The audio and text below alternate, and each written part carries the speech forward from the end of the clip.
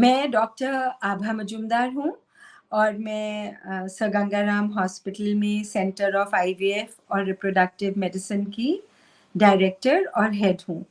मैं अभी आपको आईवीएफ के बारे में बताना चाहूँगी। आईवीएफ को आम भाषा में टेस्ट ट्यूब बेबी भी कहते हैं कि बच्चा टेस्ट ट्यूब में बनता है। वो वाकई टेस्ट ट्यूब में नहीं बनता है, लेबोरेटरी में बनता है।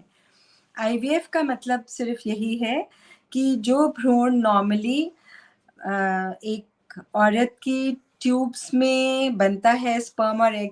से मिलके, और ट्यूब में 5 दिन की जिंदगी बिता के वो यूट्रस की तरफ ट्रैवल करता है और 5वें या 6ठे दिन आके यूट्रस में अपनी जगह ढूंढ के जुड़ जाता है और प्रेगनेंसी हो जाती है। पर आईवीएफ में क्या होता है कि किसी वजह से ट्यूब के अंदर स्पर्म और एग नहीं मिल पा रहा है,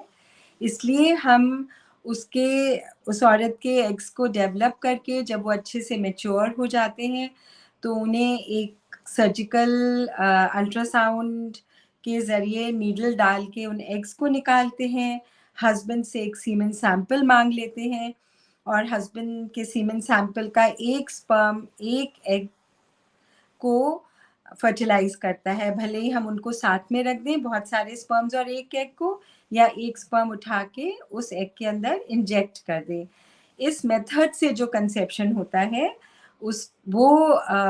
नॉर्मल कंसेप्शन की तरह है। भ्रूण बाहर बनता है लेबोरेटरी में, वहाँ हम उसको एट द मोस्ट 6 दिन तक या 7 दिन तक ग्रो करा सकते हैं, और जब उतने दिन तक वो ग्रो कर जाता है तो हमें मालूम है कि ये भ्रूण अच्छा है, और इसको अगर हम लेके इस स्टेज पे पेशेंट के यूट्रस में उसकी वजाइना की तरफ से बिना कोई सर्जरी किए सिर्फ एक पतली नली से डाल देंगे यूट्रस में,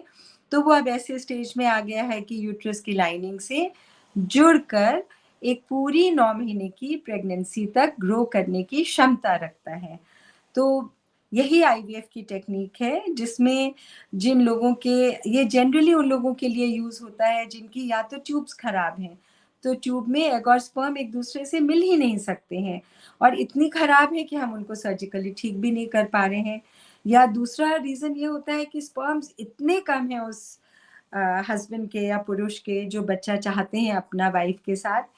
कि वो स्पर्म्स नंबर में है, मतलब मिलियंस में होना चाहिए, मतलब टेंस ऑफ लैक्स में, तो वो नंबर्स में है, मतलब 2 to 4 स्पर्म्स पर हाई पावर फील्ड या उससे भी कम। तो ऐसे सीमेन को हम लोग लैब में लेते हैं, एग्स को बाहर निकालते हैं और सीधे एक स्पर्म को एक नीडल में कैच करके एग के अंदर इंजेक्ट कर देते हैं, और बच्चे का या भ्रूण का जन्म हो जाता है इससे, और उसका विकास हमारी लेबोरेटरी में 6 दिन, 5 दिन, मैक्सिमम 7 दिन तक होता है, लेकिन उसके बाद उसको माँ के यूट्रस की ज़रूरत पड़ जाती है, जिसमें डालने से वो भ्रूण बन जाता है। अगर ज़्यादा भ्रूण बनते हैं तो हम उनको फ्रीज़ कर लेते हैं, और मैंने आपको बताया ही है कि एम्ब्रियो फ्रीजिंग क्या होती है। तो उन भ्रूणों को फ्रीज़ करके उसी स्टेज में शांत कर देते हैं, और जब हमें दोबारा इनकी ज़रूरत होती है इनको डीफ्रीज करते हैं, फिर से इनको लाइफ में विकसित करने लगते हैं, और वापस उस यूट्रस उस औरत के या किसी और औरत के यूट्रस में डाल सकते हैं। इसी तकनीक को टेस्ट ट्यूब बेबी कहते हैं, या आईवीएफ इन विट्रो फर्टिलाइजेशन भी कहते हैं। Thank you.